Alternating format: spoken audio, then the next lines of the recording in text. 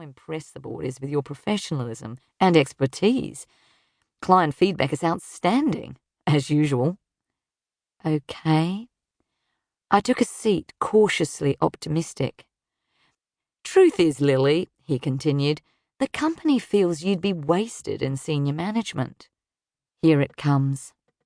The OM's job will be mainly admin, running the show from the inside, minimal client contact. Alistair took a breath. That's why we're giving the job to Glenn. Kaboom! Glenn, the most unprofessional man I had ever worked with. Glenn, the man who took clients out lap dancing. Glenn! But this is what I've been working towards, I said, trying to remain in control. I'm more qualified than Glenn. The board feels Glenn is a better fit. I went into bat for you and gave it my best shot, but my hands were tied. They feel he's more suited to an administration role. The board consists of 9 middle-aged white men and 3 women. And 5 of them wanted you for the role. I shook my head. Unbelievable. You understand, don't you? I understood all right. Don't let Glenn near people. His antics were out of control, but the company felt he was too valuable to discipline and risk losing. Alistair had poached Glenn from a rival company, and he'd brought several million-dollar clients with him. I stood up, keeping my breathing regular. In, out, in, out. I'm the better fit, I said. There'll be more opportunities down the road. Don't think of this as a dead end. But that's exactly what I thought. This was the worst scenario I could have imagined.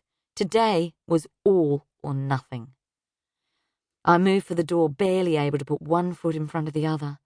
Out in the hall, I pressed the elevator button, not caring which bloody lift arrived, so long as it was now.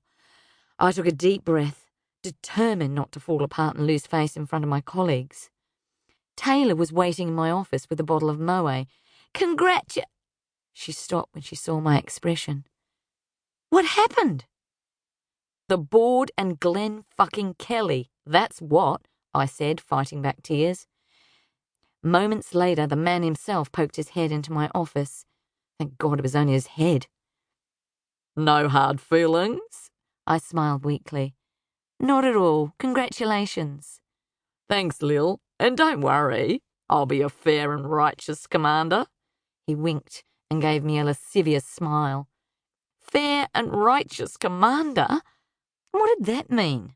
The man had no morals. He'd screw anyone, literally and figuratively, to get what he wanted. There wasn't much more to say. Taylor wanted to take me out to lunch, but I couldn't stomach food. I couldn't stomach the office either. What with Glenn strutting around, taking congratulations from everybody. Operations manager, more like official moron. I switched off my computer, grabbed my bag, and walked out. I didn't make a big deal about it, didn't flounce or storm. I remained composed. Anna, I'm heading out to kill myself, I told my assistant. Okay, I didn't actually say that.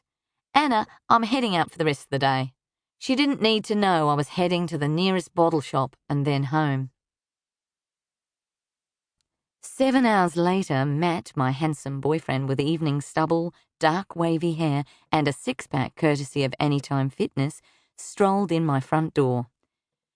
Where have you been? I've been calling all afternoon. Pluto? He stared at me. You all right? You look terrible. I burst into tears. I've had a shit day. He took me into his arms. The promotion? I nodded. Hey, I've got some great news that'll cheer you up. Guess. Matt, I really don't feel like...